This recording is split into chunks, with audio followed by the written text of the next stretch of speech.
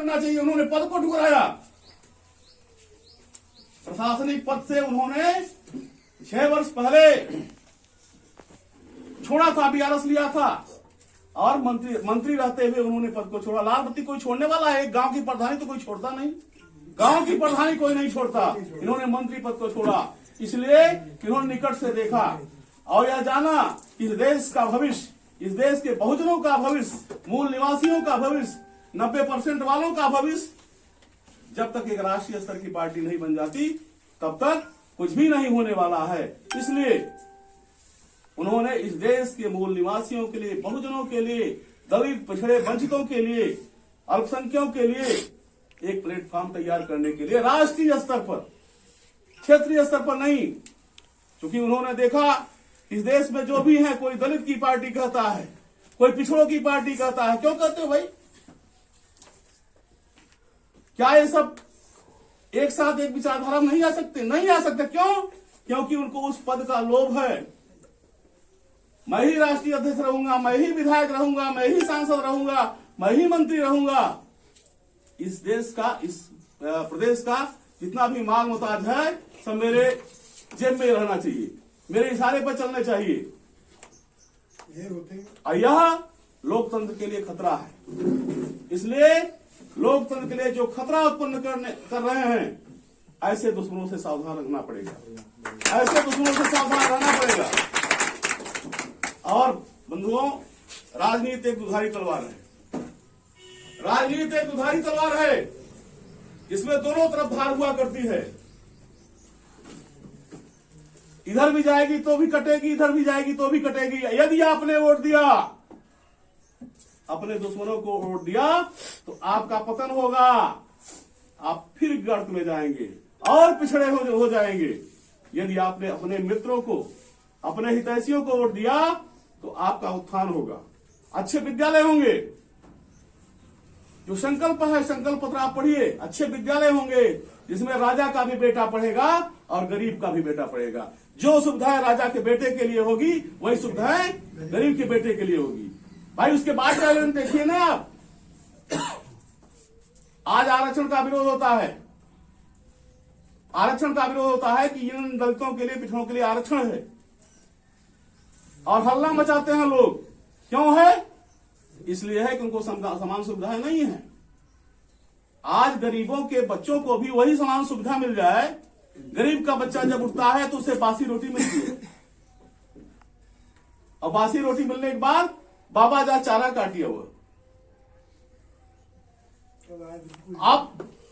अब बाबा की मजबूरी है और उस गार्जियन की भी मजबूरी है कि उसके पास और भी काम है। बाबा पानी खोल दो, खेत में पानी चला दो, खाली है, छुट्टी है तो कहीं चला दो, वही कर लो। तमाम काम कराते हैं। क्यों कराते हैं? नहीं कराते हैं। और ऐसे लोग जो भले हैं, जिनके पास माल है, वे अपने बच्चों क्या करते हैं?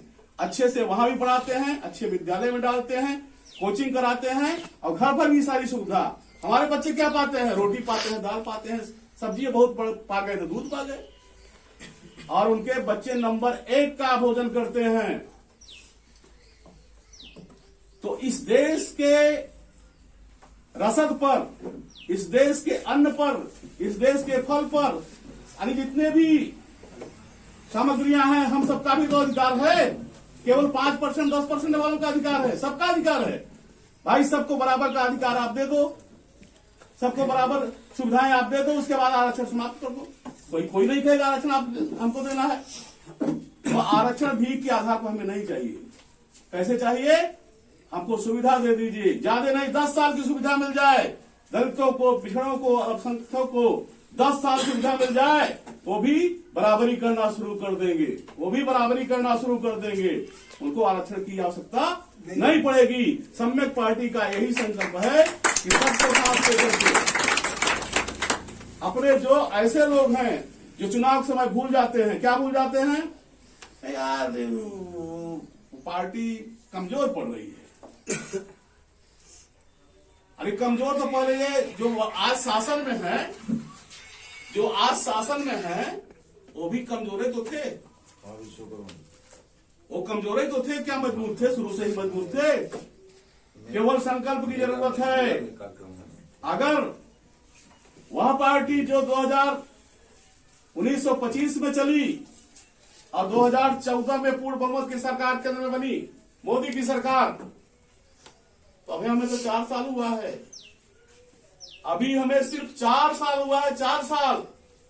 अगर हम आप ज्यादा नहीं, पूरे देश में 10 वर्ष के लिए यह संकल्प कर लें, केवल बिना लोभ के, बिना लालच के नजरअंदाज करना शुरू कर दीजिए आप। कष्ट जरूर होगा, वोट ही तो देना है, अपने लोगों को समझाना है और उन्हें समझदार बनाना भी है।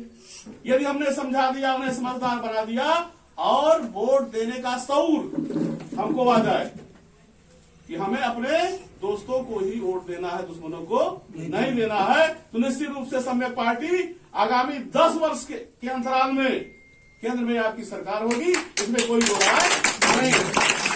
तो बंधुओं, हमारे मार्गदर्शक जी बैठे हैं, माननीय अध्यक्ष जी बैठे हुए हैं, उनकी बात हमें सुननी है।